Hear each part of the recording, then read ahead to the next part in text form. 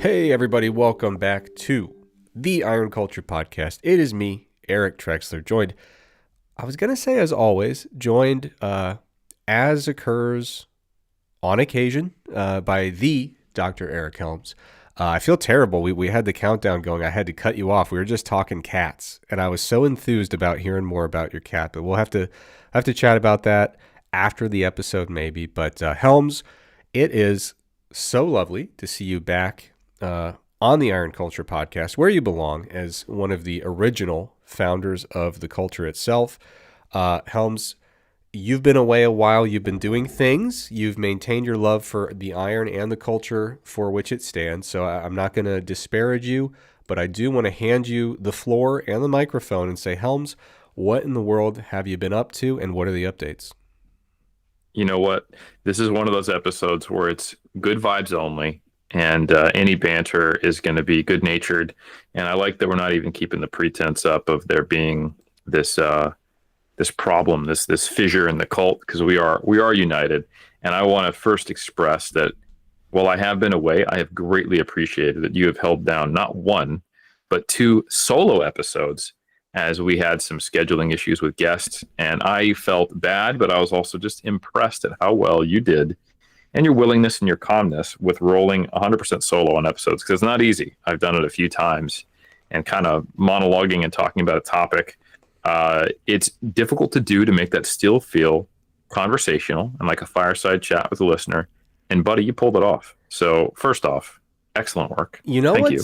Well, I appreciate that, but you know what's really amazing to me, Helms? I don't know if you've ever some people, it usually just comes down to like what your occupational history has been. But like, if anyone has ever engaged with like daytime news and politics radio, there will Like NPR. Yeah, NPR, Rush Limbaugh, you name it, anything in between. But there will be these personalities. So like, for example, I remember at one time just crunching the numbers, and I was like, wait a minute. This was when like Sean Hannity was like all over everything, right? He would do like a 4-hour radio show solo. It's just, I'm Sean and I'm talking to you, the camera or the microphone, because it was a radio show. But they would have video elements too, right? So he would do like 4 hours of that and then be on Fox News for like 4 more hours across 2 different shows. And I'm like, bro, are you okay? Like, it's one thing to say like, hey, I got to like do a 75-minute podcast solo, but like, I mentioned him. I probably could have had a less divisive example to bring up, but it goes like across the whole. I don't know if this is like just an American thing, but across the full political spectrum in America, or most of it, most of the middle of it, you will have these personalities that have a daily 3 or 4 hour radio show and a nightly like 2 hours worth of TV spots that they're doing, and most of it is completely solo. And I just fundamentally can't fathom, first of all, how a person would do that, but also what temperament and mentality it requires for you to just speak at people into the void for 6 hours a day. So 75 minutes is a very small task relative to the legends out there, we'll call them. Yeah, they're legends of something, brother. But as much as people may think that we love to hear ourselves talk and that we can pull that off, and I mean, I do probably a daily podcast on average when you look at all of it and my history, maybe I'd say 3 a week if we kind of average it all out. That's a whole nother level of, you know what, person. I'm not even going to necessarily put a negative spin on it. I don't need to. I'm going to reserve my judgments. If nothing else, we can acknowledge they got a lot to say. They do have much to say. Yeah. And in some of the examples you gave, the same thing a lot, but that's okay. Well, repetition, Helms, is a literary device. It's a device for other things that societies have used to accomplish goals. But I will just say this. It's amazing how some of the people we've talked about have so much to say, yet everything they say is entirely predictable. And I know what their position is without necessarily needing to listen to them for 7 hours. And yet, the American culture is one where people want to hear that comforting predictability. Tell me what I already believe for 7 hours, and I will feel supported, safe, able to maintain my worldview and not at all challenged, and justified in all of my beliefs. And I'll leave the negativity there because, like I said, back to good vibes. Yes. First off, it's lovely to be back. Apologies to everyone for my absence. And you know what? I got stories to tell. I got fun things to talk about. And I had an amazing experience for the most part in Taiwan. And it was my true pro debut at what I think is easily, I'm not even going to say in natural bodybuilding. I'm going to say in the sport of bodybuilding, probably among the top 10 best ran shows in the world. WNBF Taiwan does it right. And I've been to a lot of shows. I've been attending shows since 2006, almost 20 years. I've been to big ones. I've had clients at the highest level of at least the natural bodybuilding side of the sport, but I have friends and fellow coaches who have been at the highest levels of the enhanced side of the sport as well. Olympia, Arnold, you name it. We've had, Chris Bumstead on this show. We have had people who have competed at the highest level on this show. So I say that in all seriousness, WNBF Taiwan does it extremely well. 2-day event, a full grand hall, largest banquet hall of what you have in a very large upscale hotel booked out. Over between 350 to 400 competitors. They do it twice a year. This is their 11th year doing it. Media event on the first day, similar to what you'd have at an Arnold Classic or an Olympia.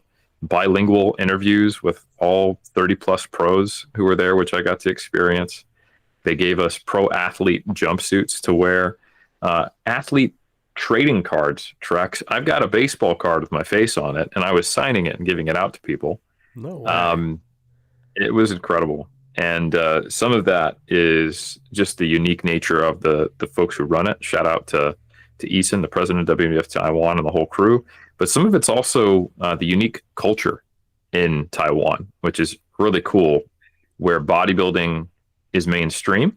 Not to the same extent as, like, say, a basketball or a football in the US, but certainly I would say maybe on the level of like being a sprinter in an Olympic sport. Like, it's a solid individual sport that is respected and people are interested in it. And who is winning the 100, the 200, things like that, and has a very large but niche following.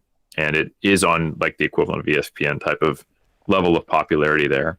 And because it's a relatively conservative society and just the timing of which organizations got a foothold at different times, the more normalized, societally acceptable, and kind of default setting of what people see as a normal bodybuilder is drug-free. So that's not to say that there aren't, big enhanced shows and IFBB pros and people aren't aware of that, but it's probably not as, it's not the same way as it is in the US, where it's like, okay, you guys are in the farm leagues kind of thing. So it's a really interesting experience. And I didn't fully get it until I experienced it firsthand. And I have 2 stories that I want to start, and then I want to hear your thoughts on it, having, competed in the States almost exclusively, and, both of us having coached probably mostly clients in the States. But last year I got to judge at this show, which is my first experience. It was really, really cool. And we went to, I think we were either in Taoyuan or Kaohsiung, it doesn't matter, but we were outside of the main Taipei area at a night market. And we met up with WNBF world champ and also Taiwanese champ Zach Chow. Amazing men's physique athlete and bodybuilder as well, to be honest. And in the middle of us talking to him, he's just chilling on his moped. Somebody comes up and asks for his autograph. And I was like, oh. And they were telling me that this is bodybuilding's a big deal here. And I had seen, this is after I had judged this 400 person show, I'd seen how people were being treated. But I just thought it was like a really big production. Like, and if you go to the Arnold Classic or if you go to the Olympia, similar kind of vibes, and you think you're in your community. But being outside of Taipei 3 days after the show and having someone come up and get an autograph just on the street randomly, I'm like, oh, wow, what are the odds? Or is this normal? And I thought, well, this is also the hometown hero and a world champion. So surely this can't be just the sport in general. So I kind of filed that away as cool. It's bigger in Taiwan, but it's not another stratosphere. So fast forward to this year, it is day 2 of the show.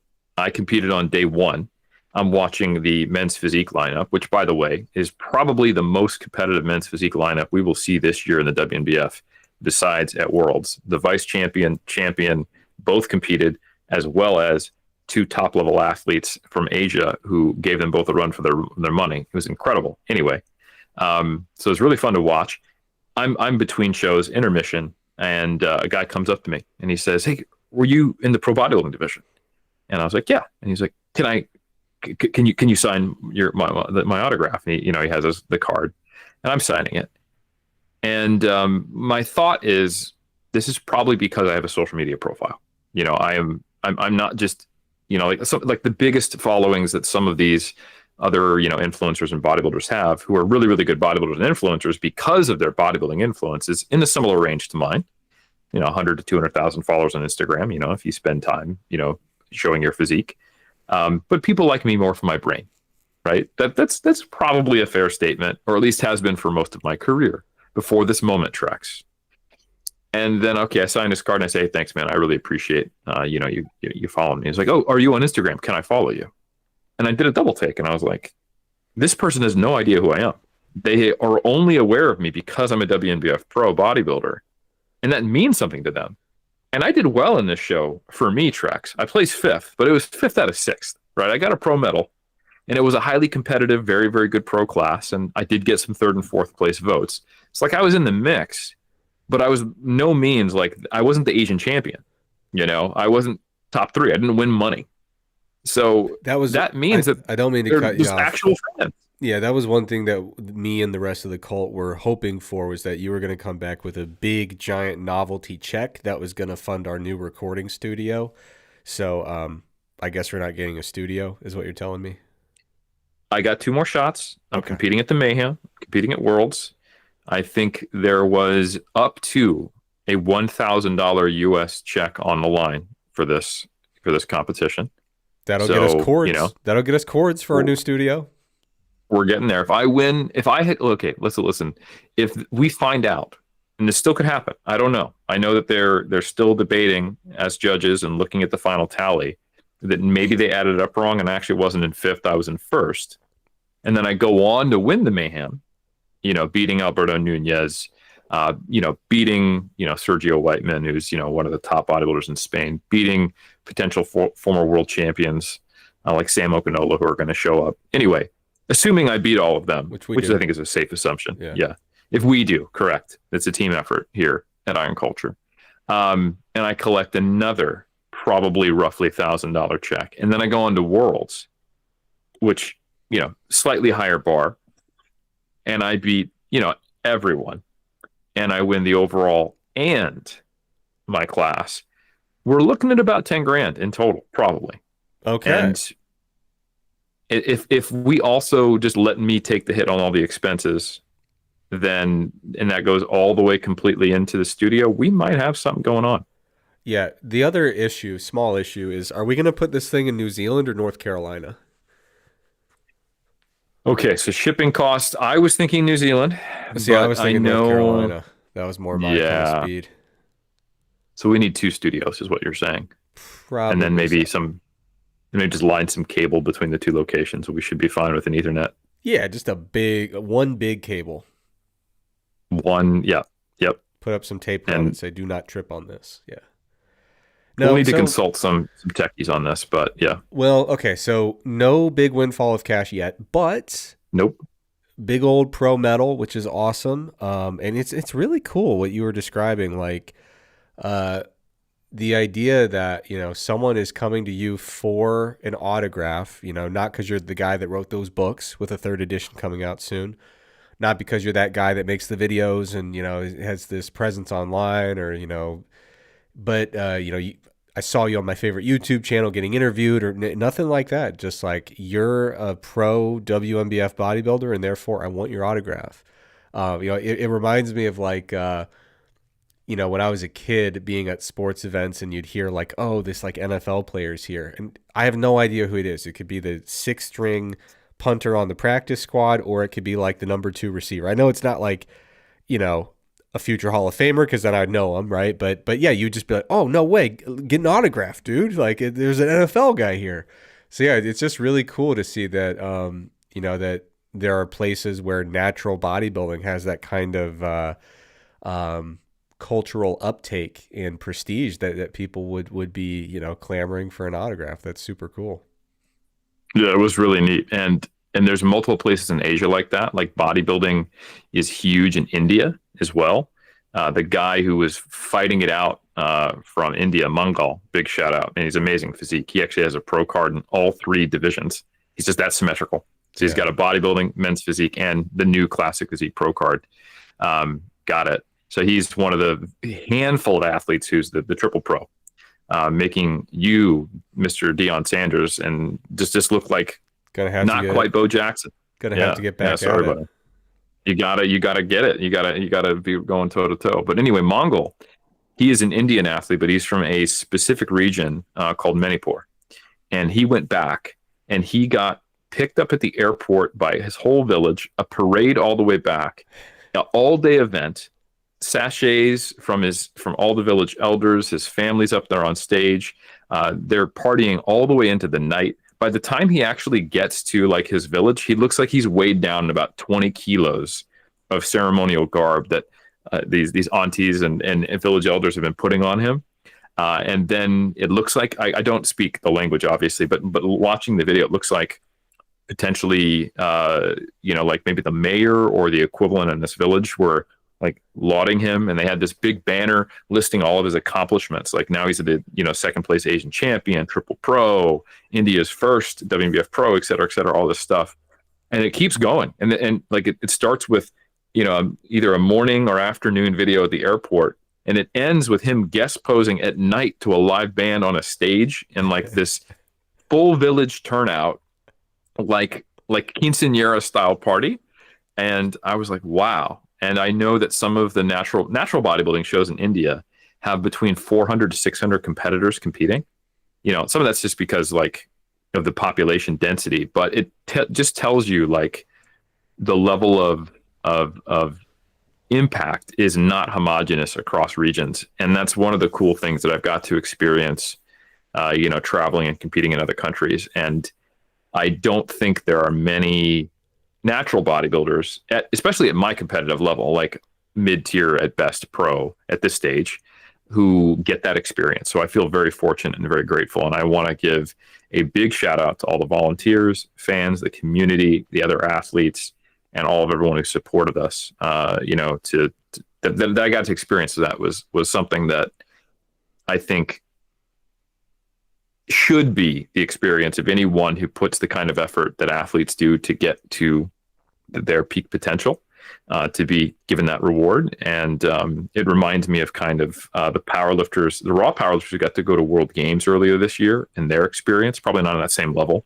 They didn't actually have like an equivalent of Olympic Village, but it was something that I am very grateful for. I don't know that I'm ever going to get the opportunity again, but I tell you what, each time I do a pro season, and anyone who does a WNBF pro season, WNBF Taiwan, definitely put it on the radar.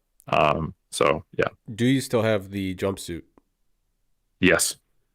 They didn't just let us use it for the event. I'm wearing that shit to every show I do now. I'm annoyed that you don't have it on now, but that is okay. We will, at the end of your season, you'll have to do an episode in the full pro bodybuilder get up. Because that is cool. It's almost like, like the Olympic team walking in the opening ceremony, with the whole matching tracksuit. That's cool. That's a nice touch. Yeah. So that was a really, really cool experience. Now, the second part of my story that I think is really interesting, and then finally we can get to, the competition itself, is that I got a unique and very positive insight into the medical care system in Taiwan. Okay. That's interesting. Doesn't sound like a good start of a story. No, so I had a stressful peak, we'll put it that way. But savvy watchers may notice that I have a little bit of color on my forehead. I have a slight pinkish line. Let me hear what happened before I make snarky jokes. I don't know how concerned I'm supposed to be. I am okay. All's well that ends well. So you can make any snarky joke you want. But it was touch and go at a certain point, and I did scare the living crap out of my wife the very first night we got there. So do you want to make a snarky joke? Do you need this opportunity, Trey? No, I was just going to say, people of your age show up with bruises sometimes. You don't really ask. It's I didn't want to embarrass you, but anyway. So what exactly happened here? Well, this may be slightly age related because I do wake up in the middle of the night, which will make sense in a moment.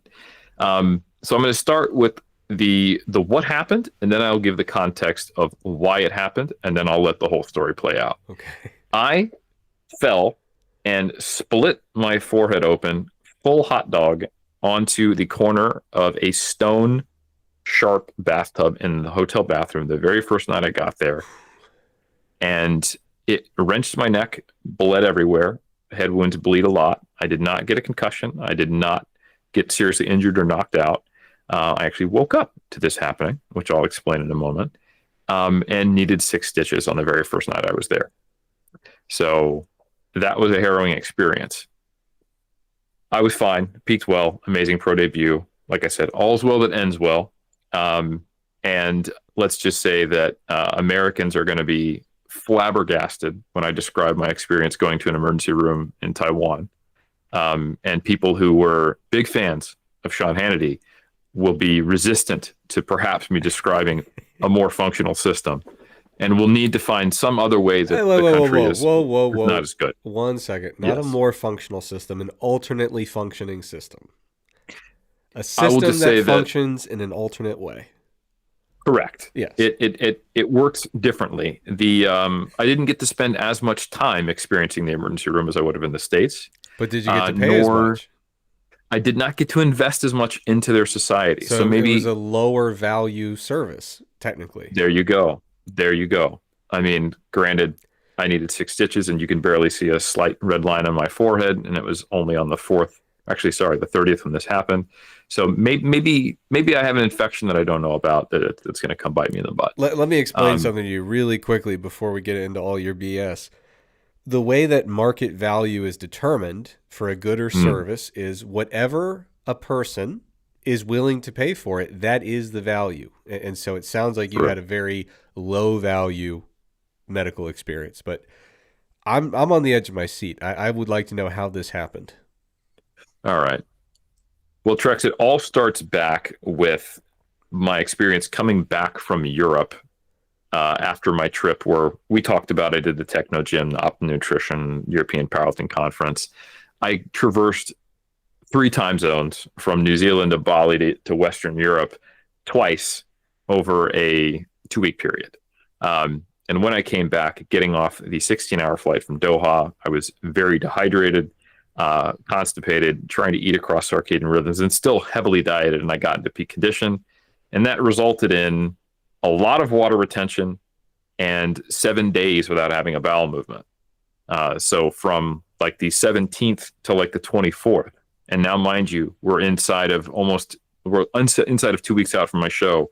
It's starting to concern me a little bit. Like, I've done this before. I'm expecting things to get back to normal. But when you see your body weight legitimately go up from 80.1 to 83 kilos, folks, that's nearly 3 kilos in a single week, just ticking up every single day. I'm drinking a lot, but my urination frequency is not increasing, and there is basically a completely dormant GI tract. And my conditioning basically backslid for 6 weeks. And I could send a picture to Berto first thing in the morning and be like, "Oh, you're shredded." For 6 weeks? And then my conditioning backslid what looked like 6 weeks. It looks like I lost 6 weeks of dieting. Yeah. Okay. Sorry. I got you. Yeah. Right. So I was just looking worse and worse and worse and worse as I'm approaching my show inside of 2 weeks out. Perfect. So this was a very stressful experience. But it did start to normalize, and we made the decision that we just need to basically eat at maintenance, because dieting on top of that is just stressing my body out. So things did start to clean up, but we also knew that I had an 11-hour flight ahead of me to Taiwan, right? And we wanted to make sure that I didn't have the same issue. So I tend to be a little salt sensitive. Like, if I have a high sodium meal, my body weight's up for a couple of days. I'm not one of those people who process it quickly. And actually, when I dug into my raw data from 23andMe, it's actually confirmed genetically. But anyway, so the strategy to make sure that I had enough, time and ability to acclimate and not be retaining water on stage was I got there on the Tuesday before the show, Tuesday evening. And on the 11-hour flight, I controlled my sodium intake. So I had like a relatively low sodium diet and a very high water intake. Okay.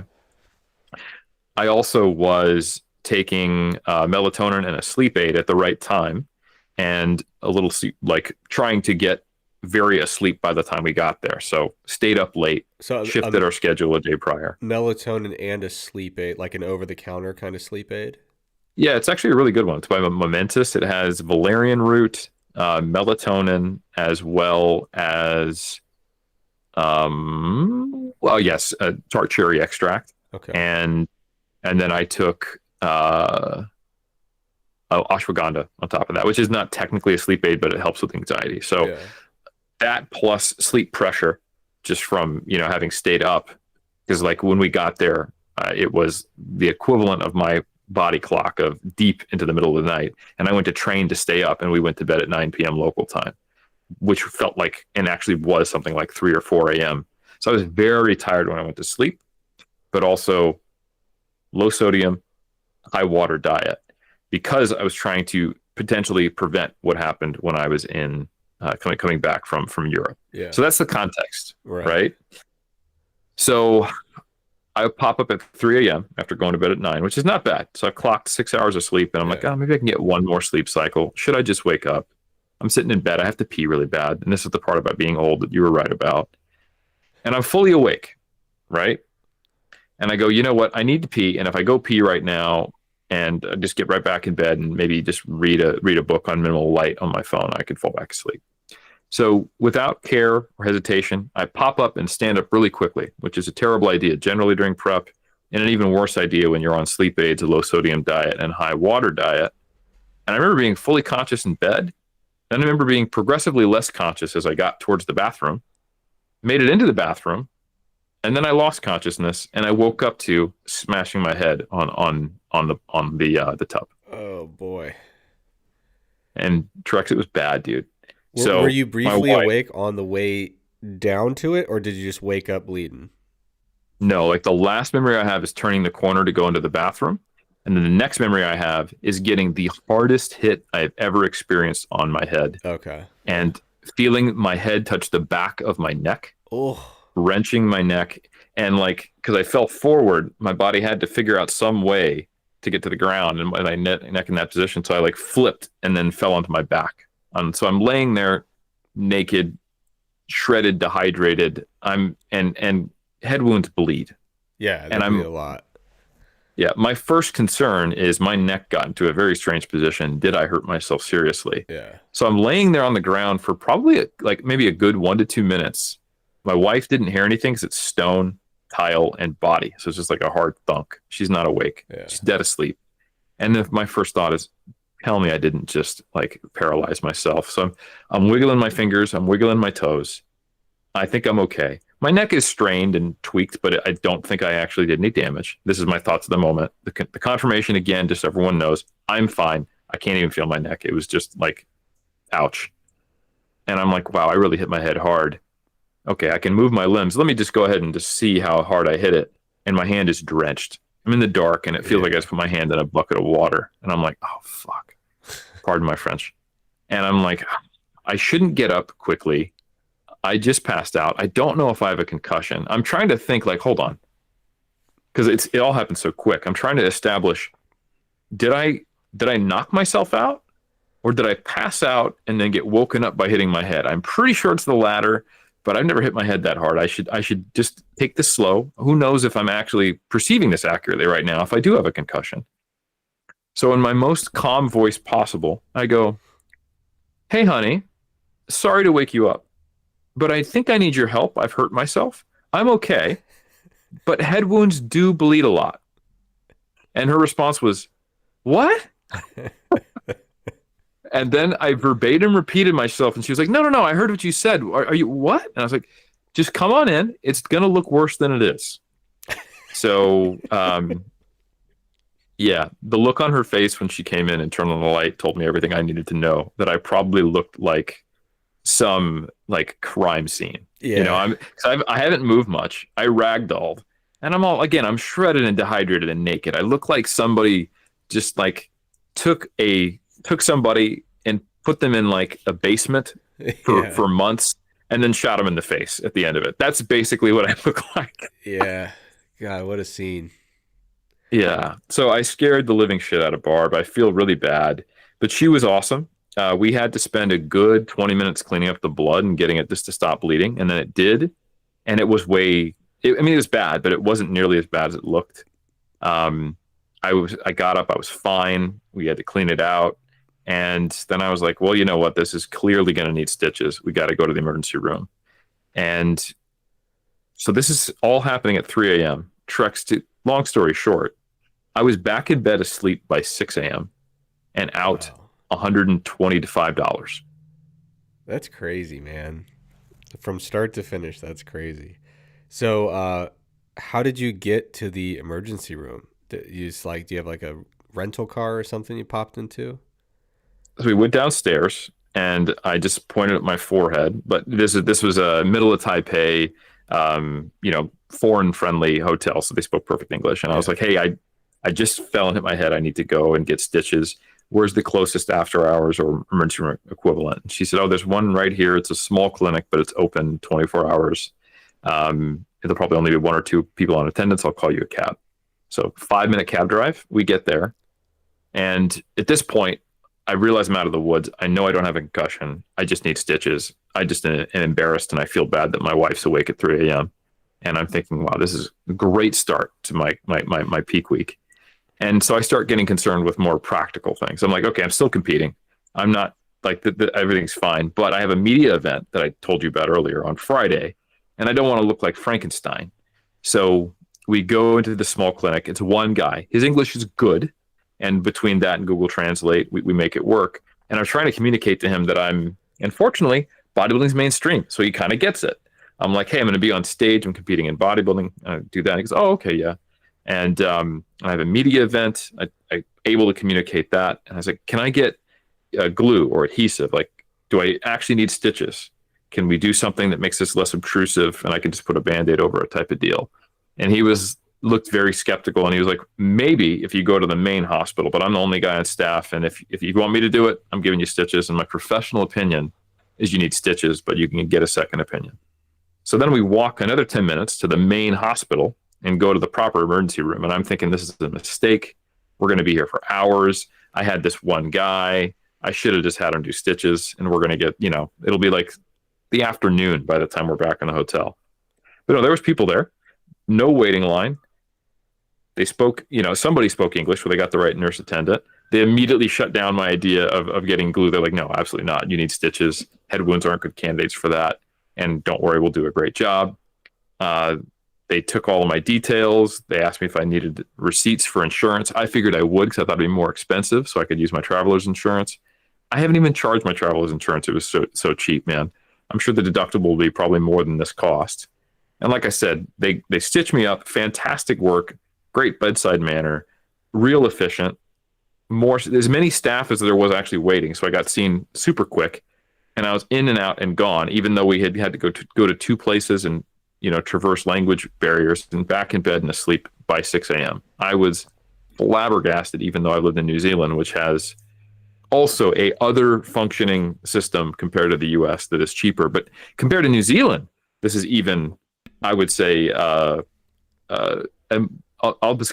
it's a much more functional system, and I was really pleased. So it was awesome. Yeah, the way you hesitated, are you in danger in New Zealand by speaking badly about the healthcare system? Do you feel safe? I do feel safe. It was more so that I didn't want you to derail the podcast and give me a lecture on free market economics again, just because I said that I had a good experience with the emergency room. Yeah. So. Technically, it was a lesser value than an American experience. But yes, I understand what you're getting at. Yeah. Let's just say the market economics are different here, Yeah.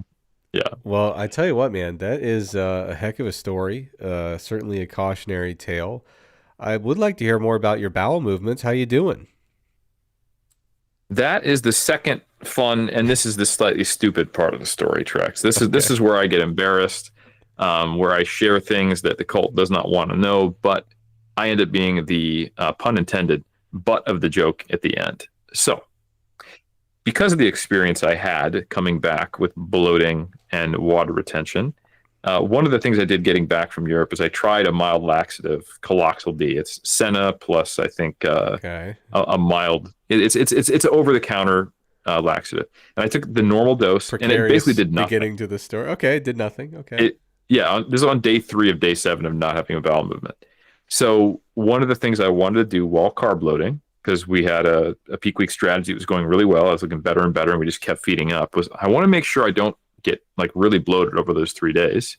So on Thursday, I took the max dose that it allows. Still didn't go over the label claims. It's up to 4 pills. I took 4 pills. And I did that at lunch. And then by that evening, I had a really normal, healthy bowel movement. And I was like, perfect. We're going to carb load again tomorrow based upon how things are looking. So I'm going to repeat that again tomorrow, and it'll have a very repeatable effect. And here you are smiling. You're starting to see the error of Helms's ways. I didn't necessarily look how long do the effects last. Do they stack if you do multiple days in a row? So lunchtime, I take my 4 pills. I think everything's going to be fine. Carb load's going well. Swelling's coming down. I'm waiting in line. I'm checking in with 350 athletes. And the bowel movement comes a little earlier than anticipated. Yeah. It's like 4 p.m. It's not like, before bed like it was. I'm like, oh, okay. No problem. I'm chilling with one of the other pro athletes. Can you save my space in line? Barb's there. She's working on her like a manuscript revision from her PhD. It's a long wait. 350 athletes. Big registration. I go downstairs. And Trex, I have one of the biggest bowel movements of my life. And then after that, I have diarrhea. So I had like a 2-in-1. Okay. Well, the product works. And the product works. Label claims were met. And I was like, wow. And it was like, how sometimes you spend 30 minutes in the bathroom because things aren't going smoothly? This was 30 minutes and things were going too smoothly. And I was like, wow, I'm glad that's over. I'm going to have a hilariously low weigh-in, but it is what it is. And I get back up in the line, and the guy who was holding my position, shout out to Alex, he's a men's physique pro from India. He was like, that took you a while. I was like, yeah, there was a line, which wasn't a lie. There was a line. It was just short, and it was not the reason why I was down there so long. And everything's fine. I think it's all good. And we have the media event that I described earlier, really, really cool press event, signing pictures, all that good stuff. And then we get back to the hotel, my wife and I have my last carb loading dinner, and then we're about to go to bed. And I go, oh, I have to go again. And how is that possible? Because I don't think there's anything left in there. And this I won't describe in detail, but let's just say that it was something beyond diarrhea. And I was concerned about electrolyte loss and dehydration afterwards. So, Helms, I just got to say, if I may. Yes. You began this episode by indicating or suggesting that essentially things went okay. But this sounds like, frankly, the worst peak week I've ever heard of in my life. You basically, you had a substantial injury. Like, honest to God, you're very lucky you're not paralyzed. Like, that is a very genuinely scary thing. And now you are essentially, you don't have a functioning GI system. You're flirting with clinical dehydration. From the outside looking in, I think you could just say, yeah, that didn't go like super well the way that I planned it. But it's, hey, it came together, right? At the end of the day, that's the goal. I tell you what, I give a lot of credit to my wife and my coaches, also WBF Taiwan, which I'll explain in a moment, for the way they do their tanning, which enabled us to keep a little tighter visual on my body, and myself to just staying calm through all of this and staying present in the moment. And thank God I've been competing since 2007. I've been coaching for so long, because we basically learned that if we stay calm, trust in the process, we can pull a peak out of the proverbial, snowstorm and still make it happen. Because like I said, all's well that ends well. You can watch the videos, you can watch my stage presentation. There was a cost that did impact my performance, but my bodybuilding pro debut went very well, and it did not seem to be negatively impacted by all of this. I did have to work on making sure my electrolytes were up, drinking water, making sure I had the right number of clear urinations. But man, my stomach looked flat on stage, I'll tell you that much, Strex, because I basically had a colonoscopy preparation that I didn't intend to have. So that was You're wild. gonna have to put But that in yeah, the next edition of the pyramids. Your bodybuilding peak strategy, how to completely exactly. clear out your entire GI tract for the best V taper you've ever had. Yeah, and now you will not have another bowel movement just because there's literally nothing there, and it's going to take some catch up for another week. But yeah, so that was a lesson, a hard lesson learned. But yeah, it was a wild ride, man. But this is cool. So you know how we used to back in the day do the dream tan thing, oil based tan. You know, it's got built in oil, so it's like you don't need to use a sheen on top of it. But it is a mess to be in. But the good side of it is you don't have to get a spray with multiple coats. You just put it on, you live in your slop for a day, and you're okay. WBF Taiwan, they have a team of tanners who use this as an oil based product, and they put it on you right before you go on stage. So I Oh, didn't have my tanner on for more than an hour, which meant that the typical issue of gauging your peak week in completely different lighting with completely different skin tone that people deal with when they go to a hotel on the last day competing in the States and then put this on, that makes it very difficult to tell how things are looking, I was able to avoid. So we're using multiple daily videos, AM, PM, and then post workout, using natural lighting in the AM and the post workout ones. Me back and forth with Brian and Berto, being able to really fine tune my peak because I didn't need to put the color on until the last minute. That was critical because we were able to assess, like, okay, do you think you're dehydrated? Do you think you're low on electrolytes? Do you think you just need more carbohydrates, or do you just need a pump? Can you catch a pump? How do you feel? What do you see? What do you think? So we were able to collectively land the plane, even though there were some faults. If you'd say we lost an engine on day one, the engine comes back up. We lose the other engine on day three, but then we get it all back in order and we land the plane. And the passengers were none the wiser, if we want to stick with this analogy, because man, I really could not believe. Like I don't know how to say this. Um, I can't believe that the physique I presented is me still. I I try to think of the 2006, 2007 Eric Helms. If you showed me pictures of what I would look like in 2025 in my pro debut, the insecure part of him that didn't know that he would get this far and was covering it up with bluster and arrogance and just hopefulness of not knowing what I could achieve would be flabbergasted and be like, no way, that looks like a competitive pro. And it just gave me it's opened my eyes to, like, maybe I can take this further than I ever anticipated. And I saw the comparison videos. I didn't know this until I got off stage, and some of my friends and clients were sending me, like, were giving me like the airdrop high res videos. And then when I started to see the pro photos, I was like, my God, like, no way. So yeah, I want to give myself a little bit of credit for just believing in myself that this was potentially possible to just keep putting my head down and putting in the work. But it's still something that, to be honest, it hasn't sunk in fully, and I think this season will be one that I'm reflecting on for a while. But that was really, really cool.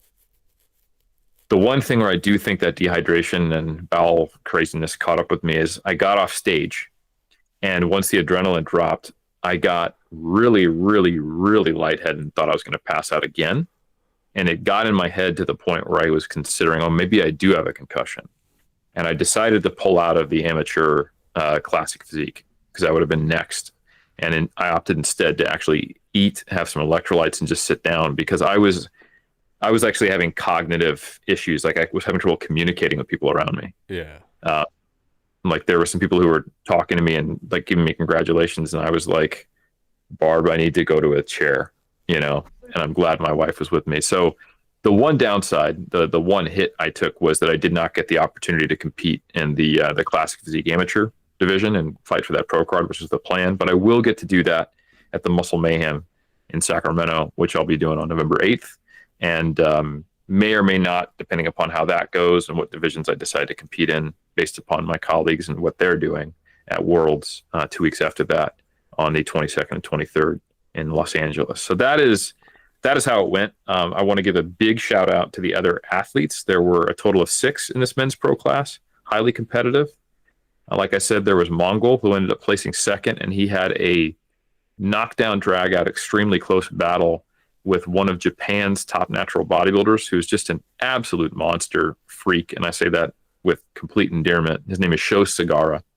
And I think he would have dominated the class and had no issue winning, but he has a really tough time doing a lat spread, and he has not great developed back, but from every other shot, he is like world champion quality. He actually did place 5th at Worlds, and I watched that in 2024. And basically, when they did the symmetry round, he was in the midst, right in the center in the heavyweights. And then as the muscularity round continued and his lat spread looked no different from his back relaxed, he just kind of kept getting kicked out. So even with basically having one shot that he lost to all the rest of the 5 of us, the lat spread, he was able to edge out the win. And he is just, man, he's also an impressive power lifter. He's like trying to hit a 700 and eventually 800 kilo total is his goal.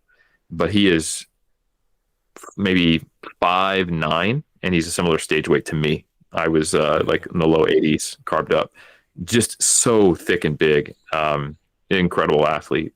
And then, so as far as the actual, for those who don't know, when the judges call things, when you have 6 athletes, you can kind of tell who's in 1st and 2nd, who's in 3rd and 4th, and who's in 5th and 6th, based upon where the head judge is moving you around. And just in the competitor order, I got brought out in the 1st or 2nd position. And I stayed there a little bit in the symmetry round. And then they kicked me out to the 3rd and 4th spot and rotated me between them. So I knew in the symmetry round, I was in either 3rd or 4th, which is great. I was ecstatic. We went to the muscularity round. They kicked me out to either 5th or 6th. And then they did call outs. They brought out Mongol and Sho. So clearly 1 and 2. And they needed to figure out who that was. And they brought out the other 4 of us to figure out who was 3rd through 5th. And I started in the center, but I think they started weighting the muscularity a little more.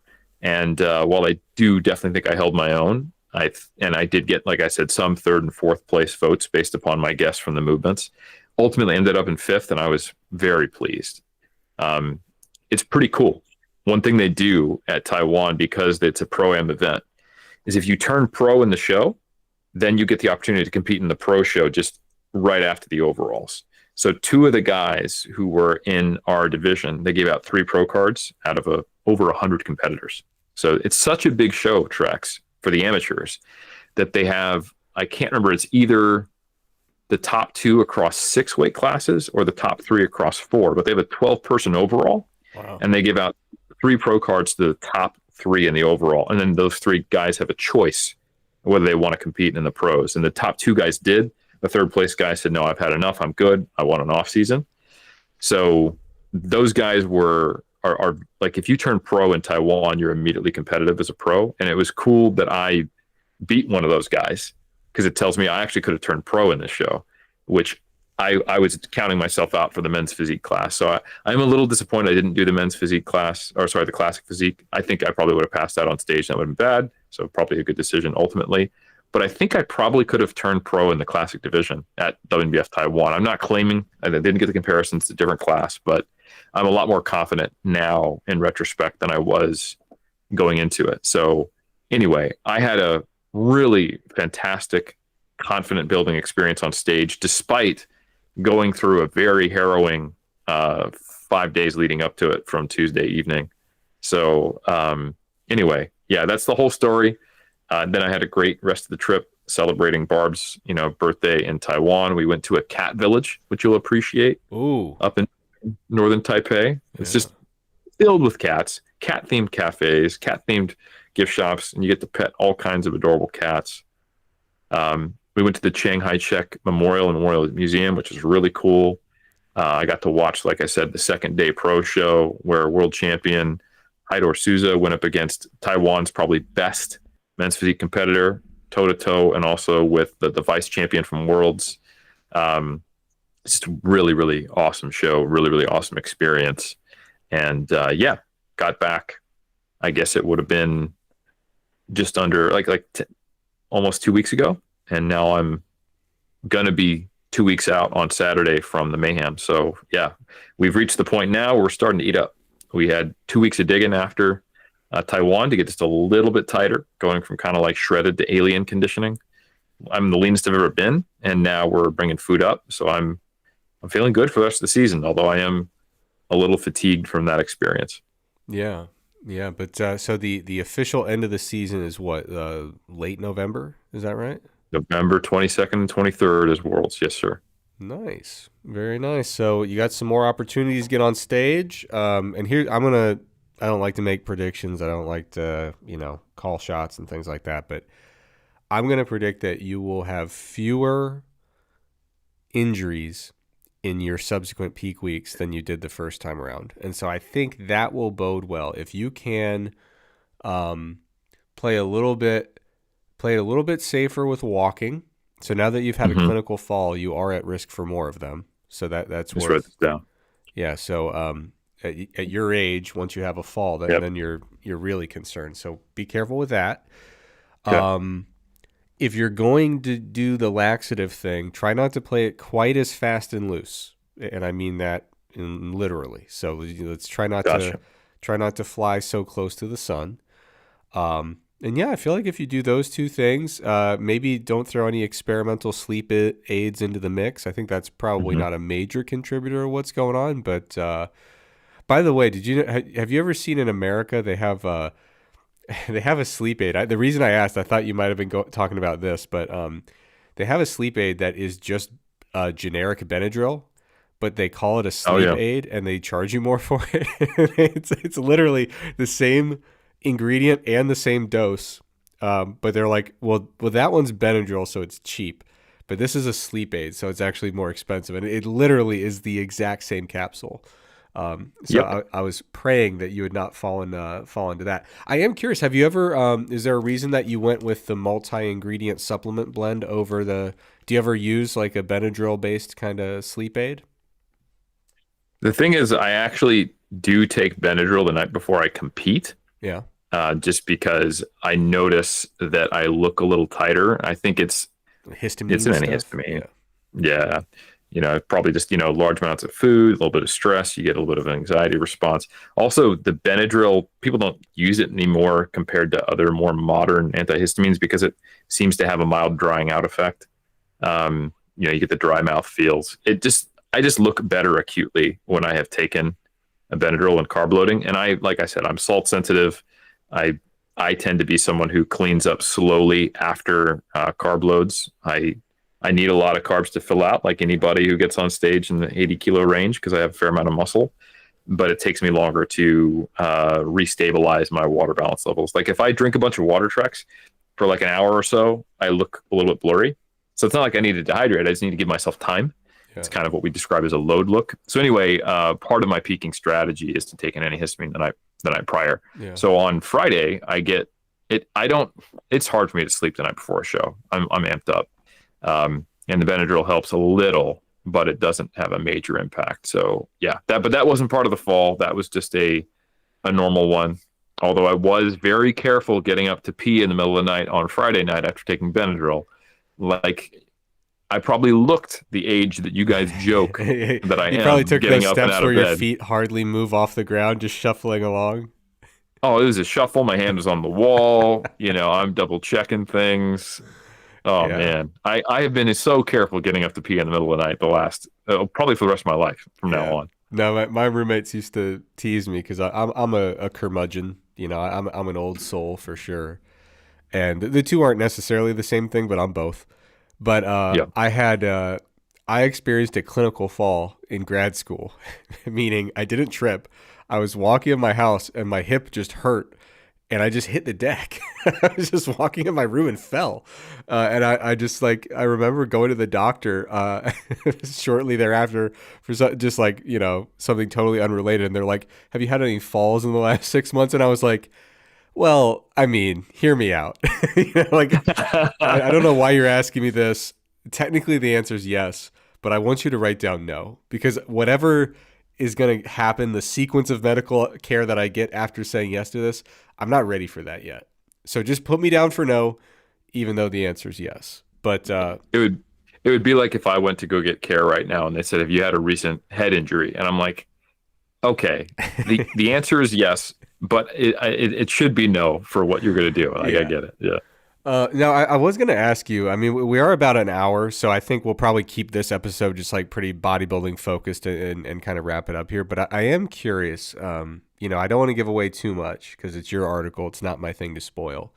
But in the next issue of Mass coming out on the 1st, you have an article about auto-regulated approaches to dieting, right? Which, when we think auto-regulation, we're usually thinking training, right? So how close to failure am I going to go? Am I going to add a set? Am I going to drop a set? Should I do, power this day or strength that day? All these different changes we can make on the fly with a little bit of flexibility. We're using all these different kind of cues and some intuition to kind of guide what kind of, changes or pivots we might take. So that's so common. Auto-regulation, especially over the last 10 years, has become so commonplace in training, but you don't hear about it much in the realm of nutrition. And so you did something this prep, and you've done it before.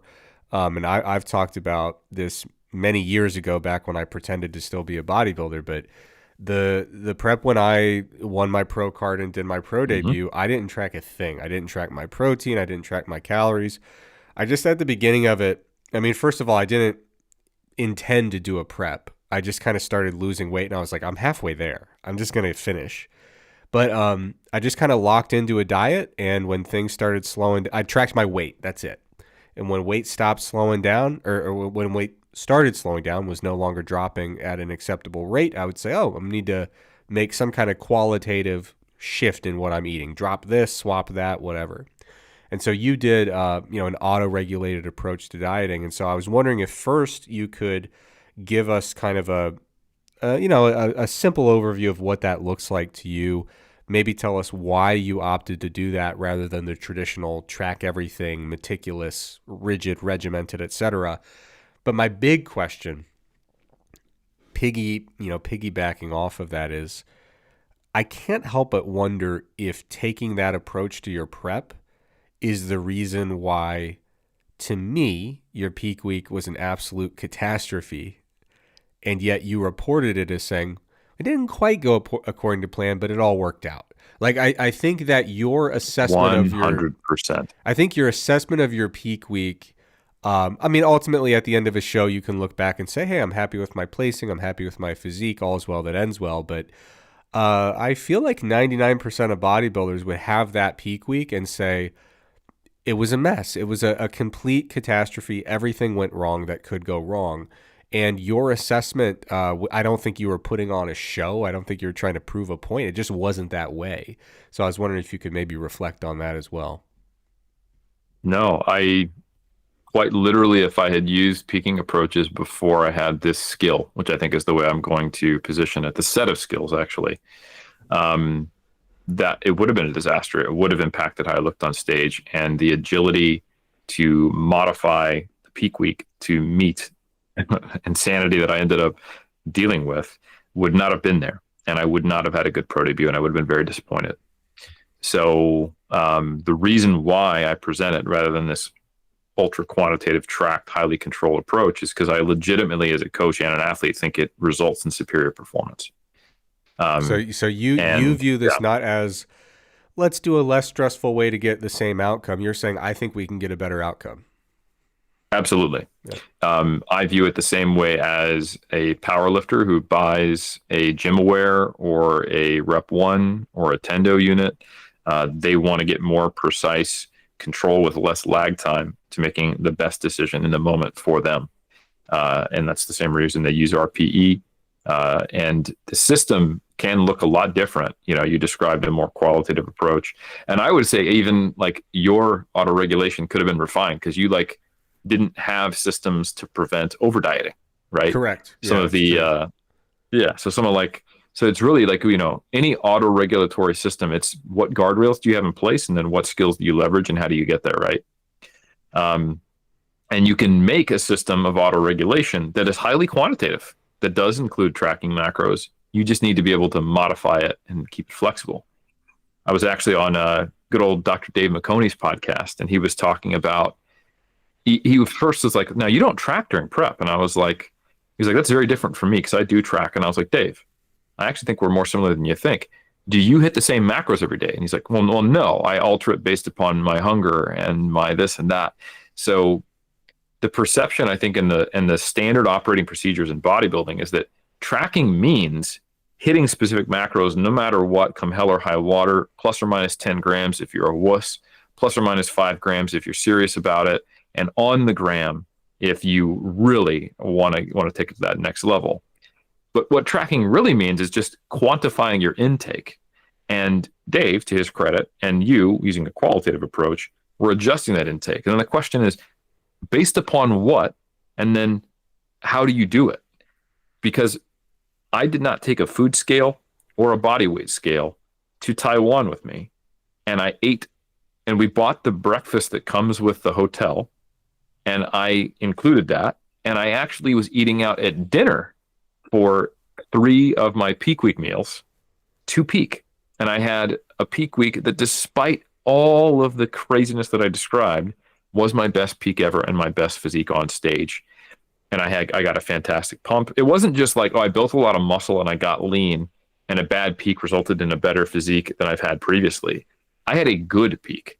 I looked at my Friday morning pictures and I looked at my stage pictures, and it looks like someone walked up to me and went, and just, blew air into all of my muscles. I caught a tremendous pump. I had separation everywhere. You could see the glutes and hamstring separation. I was able to get the combination of, you lose a little bit of crispness, but you gain it all in fullness. I found that right combo. So in this article, which, we're still fighting right now, tooth and nail over who's going to be the cover story. And I'm fighting for that top spot. I go over basically breaking this down, because every time you start to talk about like diet autoregulation or anything sounds like it, so people just they shift to the closest thing that they understand that isn't quite what I'm talking about. Like, oh, flexible dieting. Like, oh, I use it to fit your macros, right? Which is more flexible than a strict meal plan. And some people do decide to alter their macros, but normally it's like, oh, well, I do calories and protein, not strict macros, or I have a wider range, but they don't really have a system for what dictates where they fall in that range, right? Or someone else might go, oh, you mean intuitive eating? And I'm like, I understand colloquially what you mean, but without actually constraining that and giving a specific definition, you're either going to get confused for the actual intuitive dieting TM,